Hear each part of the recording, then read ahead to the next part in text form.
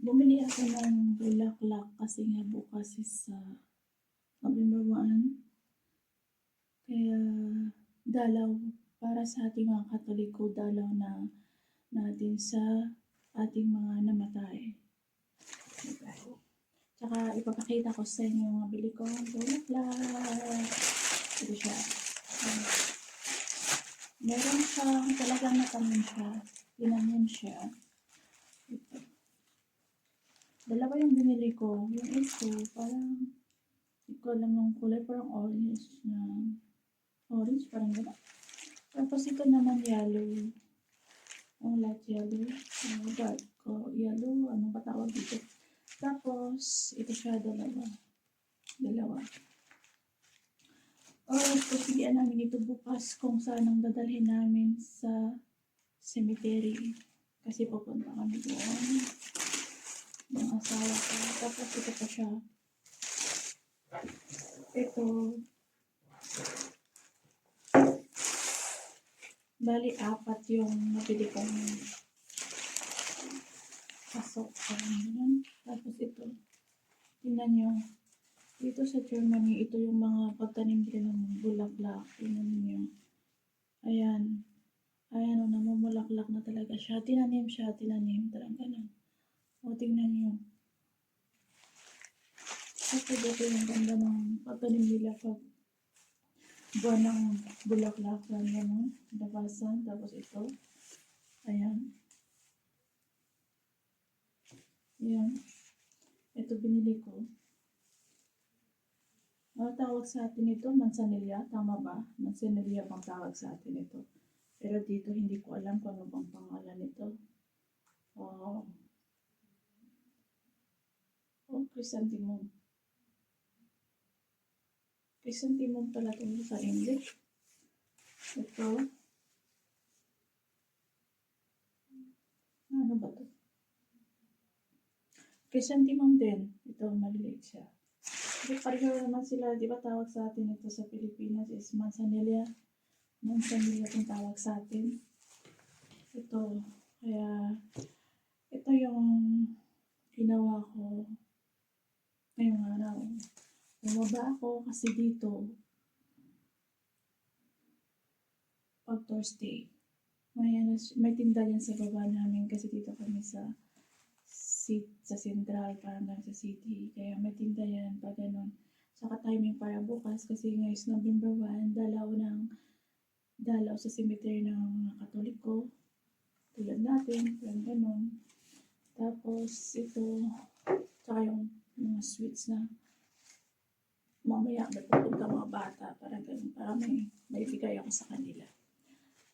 Ayan, ito ang ginawa ko ngayon. Tapos yung bumili ako ng prutas para din bukas, para paghanda, parang gano'n. Kasi pag November 1, naghahanda ako kahit kunti lang para sa alam mo na, sa mga, di ba pag November 1, may handa-handa talaga. Kaya, ginaya ko yung nanay ko kasi pag November 1, naghahanda talaga yan. Kaya dito sa Germany, ginagawa ko kahit kunti lang. Kasi hindi naman natin sila nakikita, pero pupunta rin naman yan dito. Kaya, ayan. Ito, tingnan nyo, ipinakita ko sa inyo yung bulaklak. Preska. Tanim yan siya. Ayan, kaya ito, binili ko. Tapos, idali na namin bukas sa cemetery. Pag bumili ako ngayon, ngayong araw, ang mahal ng bulaklak dito, mga rose o kahit anong klaseng bulaklak na tig-isa, tagpipiraso kasi dito, isang piraso, may bayad yan, parang ganun. Tapos minsan din, pag nasa grocery, ako bumili. Kung bumili ka na sa grocery, merong nang nakatali yan, ganun, prices. Pero mas maganda kasi dito pag yung market, kasi nga, bago talaga yung bulaklak. Yung price ka siya. Eh pag nasa grocery naman, ilang araw na yan din nakastock, di ba? Kaya ito binili ko. Yan, bigyan namin bukas. Yan kami sa cemetery. Yan ang ginawa ko ngayong Tsaka malamig sa labas. Hindi naman masyado. Ganun. At saka pag ano dito, pag holiday, yung mga pula yung kalendar, wala dito ang tinda. Bali yung bukas dito, yung gasolinahan, pero hindi lahat. Tapos ano, yung mga ice creaman. Pag hindi winter bukas, pero pag winter sarado rin siya. Kasi wala namang bibili kasi yung malamig. Yung mga ano, yung mga bukas dito, yung mga restaurant na tawag nito. Ano ba tawag ito? Mga restaurant na mga simple lang parang mga tawag nitong restaurant. Mga restaurant, parang mga resto. Yan. Bukas yan siya. Tapos yung mga inuman, gano'n. Yan ang bukas. Tapos mga groceries dito, sarado. Kaya pag mag-holiday, 1 day, 2 days, kailangan sila namimili niyan kagad yung mga tao dito para na may makain kung anong wala sa bahay nila. Ganun dito. Yun.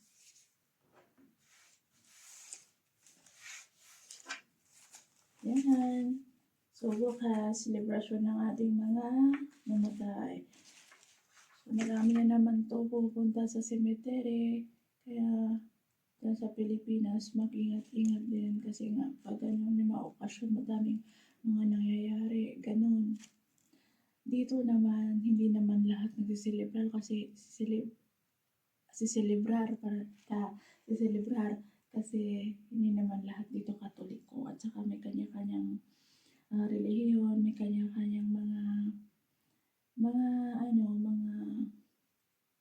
yung mga tawag nito, tradisyon, ganun. Kaya, iba dito. Yun. Pero yun lang lahat. Holiday, parang ano. Kasi nga pula yung kalendar. Dito kasi sa Germany, mostly dito Catholic. Tsaka, evangelist. Ganun sila. Ganun dito. Yun. Ayan.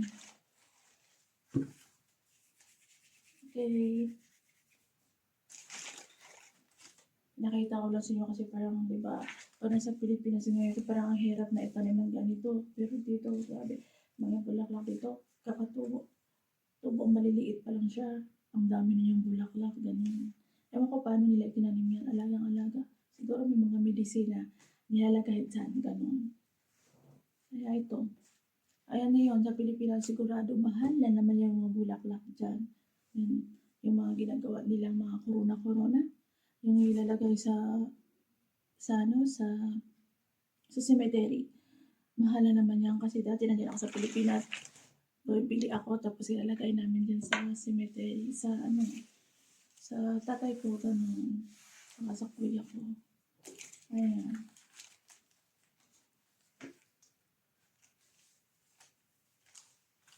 Have a nice day, everyone. Kita-kits po sa susunod na video.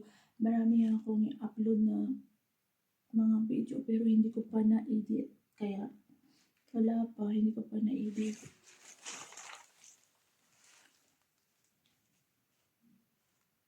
At kung hindi ka pa nakasubscribe sa channel ko, please subscribe. At kung nag-subscribe ka man at hindi kita na-subscribe, please comment to my video para naman na maibalik ko sa'yo yung binigay mo. Have a nice day and God bless to have us.